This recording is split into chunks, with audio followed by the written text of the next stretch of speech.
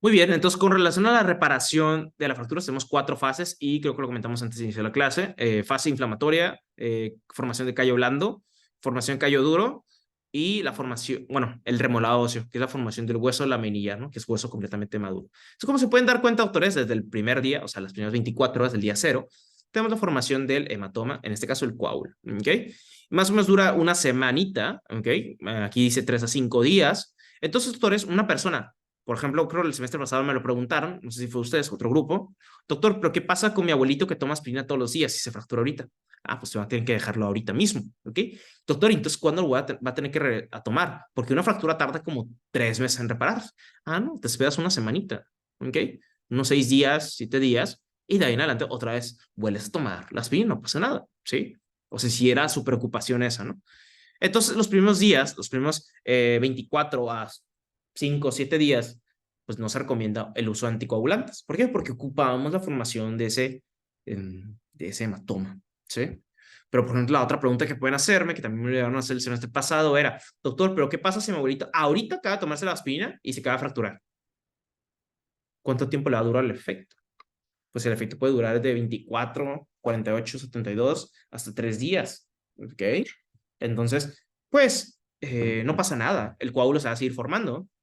Va a buscar la formación del coágulo, pero va a tardar un poquito más que el resto a diferencia, nada más, ¿no? O sea, no sin que no va a haber un coágulo. Si tú dejas de tomar ese medicamento, pues se va a formar un coágulo, solo que uno va a tardar más que otro, ¿no? Y como se pueden dar cuenta, con el paso de los días, pues van a haber osteoblastos, ¿okay? Condrocitos, todo el proceso de remodelación que nosotros ya conocemos, ¿sí? Entre el día 10, 16, casi ando al mes, apenas se habrá formado el callo óseo, el callo duro, pues. Y como se pueden dar cuenta, a muchos de ustedes les quitan la férula entre el mes y medio, el mes, ¿ok? O a los 2 meses, ¿ok? Y es por este mecanismo, ¿sí? Porque ya tenemos callo duro, solo que todavía no está completamente remodelado, por así decirlo, ¿sale? ¿Tú vas con eso? Entonces, ustedes ya saben que en las primeras etapas de una fractura se forma un hematoma. Y ese hematoma, como lo platicamos, es para conectar del hueso roto, bueno, la mitad de un hueso y con el otro, ¿no? Y como se pueden dar cuenta, con el paso de los días se va a formar algo que se conoce como angiogénesis, o sea, que va a empezar a nacer nuevos vasitos. Y esto que está aquí es el cuello blando, sea azulito. ¿Qué tipo de cartílago tiene? Pues cartílago hialino, ¿verdad? Estamos en el hueso largo. Pero, por ejemplo, doctores, si fuera un hueso intramembranoso, por ejemplo, un hueso, por ejemplo, de cráneo, esternón, ¿sí?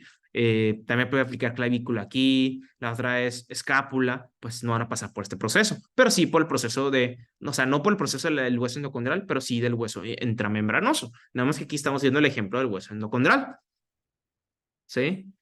Y pues se ve más o menos así, ¿no? Ven cómo se conecta y ¡pum!, ¿no? Hueso nuevo, ¿sí? Bien. Y así es como se ve, vean acá. Esto es puro colágeno, ¿ok?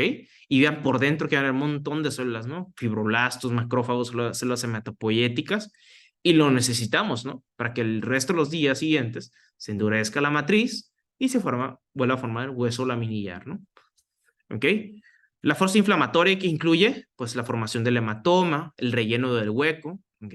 Bien, esto se me lo tomé del libro de Robbins, ¿ok? Aquí están los osteoclastos, pero no hay tantos, ¿eh? Ahorita van a ver el cambio donde están todos los osteoblastos y ya no hay tanto osteoblastos, ¿ok? Esto ocurre en el primer día, ¿ok? Más o menos dura unas 2 semanitas, según Robbins.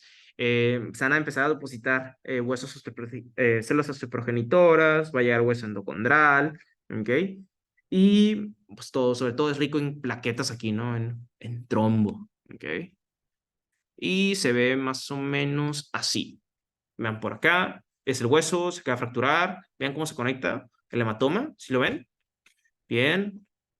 ¿Qué más por acá? Ven aquí, por dentro que hay un montón de células granulares, ¿ok? Además, macrófagos. Y vean cómo el vaso sanguíneo se van a empezar a formar vasos sanguíneos, eso se llama angiogénesis, ¿ok? Si damos glucocorticoides, eso no se va a formar, ¿ok? Ven acá van a empezar a aparecer los osteoclastos, a empezar a formar hueso nuevo, a remodelarlo, ¿sí?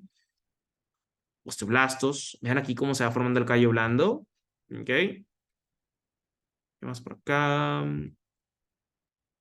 Y esto es como el resumen de todo, miren, ven por acá.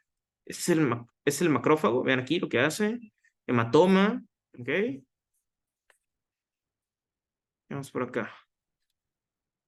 Actividad osteoblástica, sobre todo en la segunda semana. Ok. Hueso inmaduro, luego laminillar. Bien, perfecto. ¿Dudas hasta aquí ahorita? No, ¿verdad? Se libera mucha fosfatasa alcalina. Y aquí es cuando funciona la fosfatasa alcalina. Si hay niveles altos de fosfatasa alcalina, pues te puedes dar cuenta que el hueso se está reparando. ¿Sí? Está produciendo más hueso. Sí. Con relación al desarrollo de fracturas, ¿cuál de los siguientes está asociado a la disminución de la densidad ósea? Muy bien. ¿Cuál?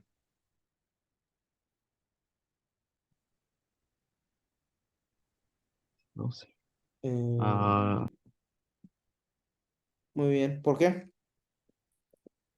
eh, porque está diciendo disminución de la densidad ósea, podría ser osteoporosis. Muy bien, ¿verdad? Porque osteoporosis se correlaciona con la disminución de la densidad ósea. Muy bien. Así es. Vértebras, ¿no? Muy bien.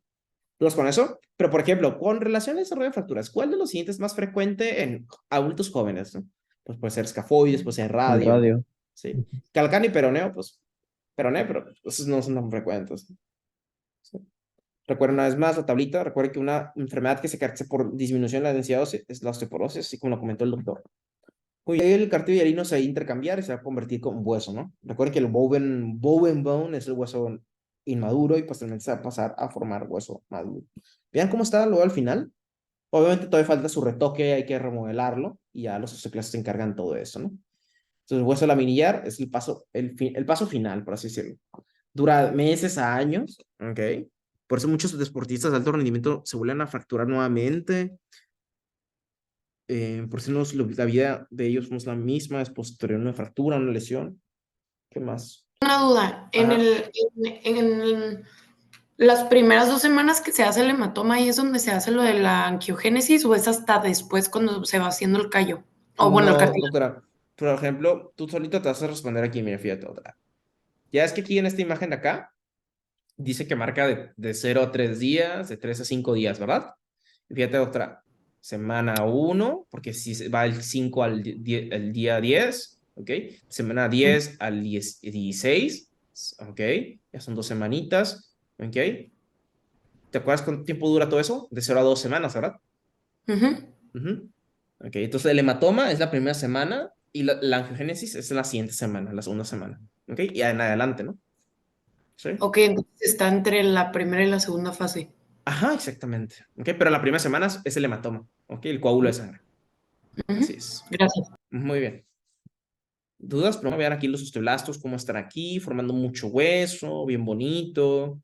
Ok, tenemos el callo duro. Ok, y vean aquí, está lijando por parte de los osteoblastos, ¿no? Pues tarda años y meses, ¿no? Para que llegue ese proceso. Ok.